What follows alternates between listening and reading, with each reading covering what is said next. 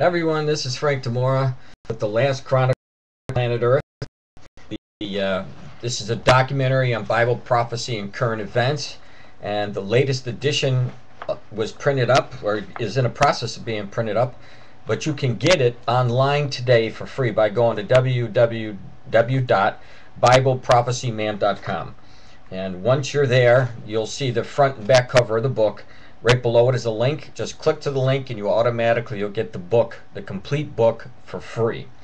Now, in my book, in chapter 10, you will see an outline about the call for peace and safety. And when they're giving a call for peace and safety, then sudden destruction was going to come upon them as travail upon a woman with child. This is what that chapter looks like when you get there. This is the warning by Paul, who told us in the last days, when they're talking peace and safety, then sudden destruction would come. Israel is talking peace and safety with the Arabs. They've been doing this for some time. And now that that part of the prophecy is being fulfilled, we're looking at the second part of the prophecy, which talks about the destruction that will be coming. Now, it's very interesting that in the Psalm 83 prophecy, we believe that what will happen is, why they're calling for peace and safety, the nations bordering Israel will attack Israel, and that includes Egypt and some of the nations that are not mentioned. The reason why I mention Egypt first is because they're one of the last nations to be rioting. They have a peace agreement, but we believe that that peace agreement will be null and void in the very near future, and they will be lining up with the rest of the nations like Lebanon and Syria, and the Palestinians who are in the Gaza right now, and Saudi Arabia, Iraq, and then Jordan.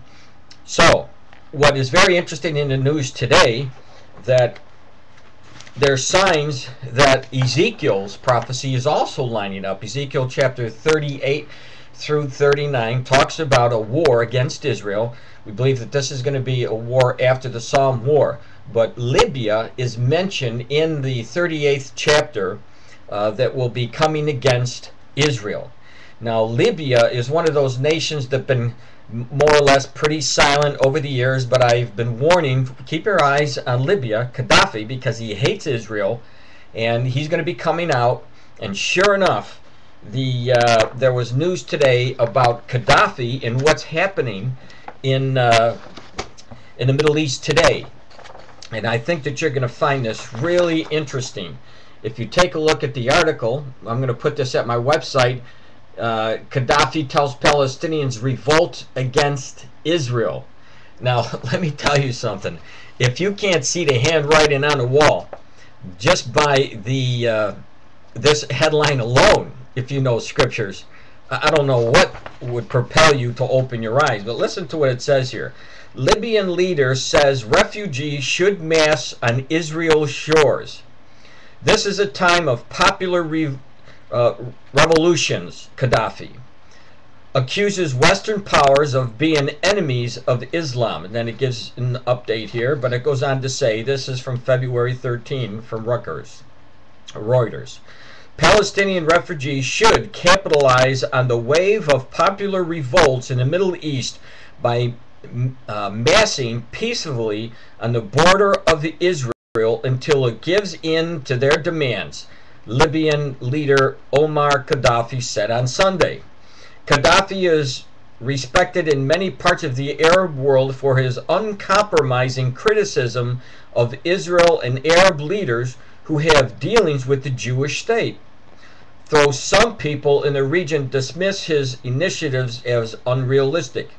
He was given his first major speech since a popular uprising in the neighboring Egypt forced President Hosni Mubarak to resign, an event which electrified the Arab world and prompted speculation that other Arab governments could also be toppled.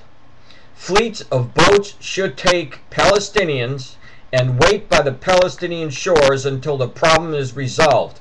Gaddafi was shown saying on the state television. This is a time of popular revolutions. We need to create a problem for the world. This is not a declaration of war. This is a call to peace. Right. I mean, you're talking about doing the same thing, bringing upon what had happened in Israel or in Egypt, and now we're talking. He's saying it's talking peace, but that's not what the Bible shows us. The Bible shows us that the result of Libya coming and arming themselves with the rest of those nations in the Ezekiel prophecy is going to end up with war. So I'm always taking the side of the word of the Lord, because I know that that's the side that's the truth, not somebody who wants to propel his hatred and using in the background saying, well, this is going to bring us peace, because the Bible clearly shows us that war will come, and Libya, who Gaddafi is the leader of, is the one who's propelling or saying, go ahead and do this. So connect the dots, because you're seeing that the prophecies are being laid out, and we're going to get there fairly soon. It goes on to say, he also said, all Arab states which have relations with Israel are cowardly regimes. Palestinians have long demanded that refugees who fled were forced to leave in the war of Israel created in 1948 should be allowed to return along with their descendants. Israel says any resettlement of the Palestinian refugees must occur outside of its borders. It goes on. Gaddafi also issued a call to Muslim countries to join forces against Western powers. He said the world was divided into white, denoting the United States, Europe, and their allies, and agreeing for the Muslim world. So he's dividing peoples, and this is not good.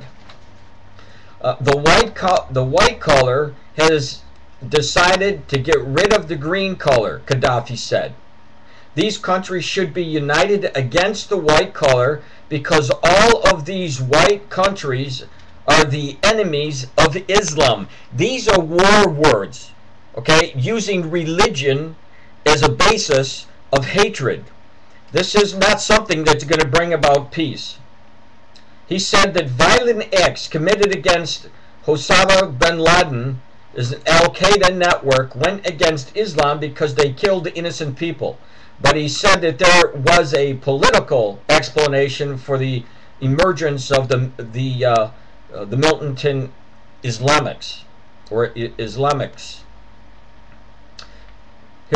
Here's another interesting quote. Why did this movement emerge? Regardless of its behavior, in my analysis, this movement appeared in response to the American ignorance toward the Islamic nation and in response to its hegemony of the Islamic world, Gaddafi said. It was a response to the submission of rulers to the Islamic world, the subservience of rulers in the Islamic world to this arrogance from Europe and the United States, he said. Gaddafi has for decades challenged what he describes as Western imperialism. His oil exporting countries spent years under international sanctions for seeking banned weapons and sponsoring militant groups. And then we know that they were lifted in the year 2004 when Gaddafi announced his previous activities. But now Gaddafi is saying to go ahead. He's trying to get the Arabs to revolt against Israel. And essentially what he is showing us is the formation of Psalm 83. Because in this article, as I point out again, he's telling the Palestinians to revolt. The Palestinians are, in the Old Testament, you'll see the Phoenicians, who are now the modern day Palestinians who are in the Gaza, and there are also, you see a lot of these people backed by the Hezbollah and the Fatah and the Hamas, which are in Lebanon and in Syria. So you have the makings of the Psalm 83. So please keep looking at the news, because I believe that, as I said, the footsteps for the war that was prophesied in Psalm 83 and the same nation, Libya, is going to end up coming against Israel with Iran and Turkey. And you saw the news today that I posted at my site that Iran and Turkey are making even closer relationships in all different facets. So all these things are coming together exactly the way we see, and we know what the outcome is going to be because the Lord showed it to us in the scriptures. So all you need to do is read Psalm 83 and Ezekiel chapter 38 and 39, and you can see what is coming. And what Gaddafi is saying is exactly what we anticipate and waiting for the results of what his actions will be. Thanks.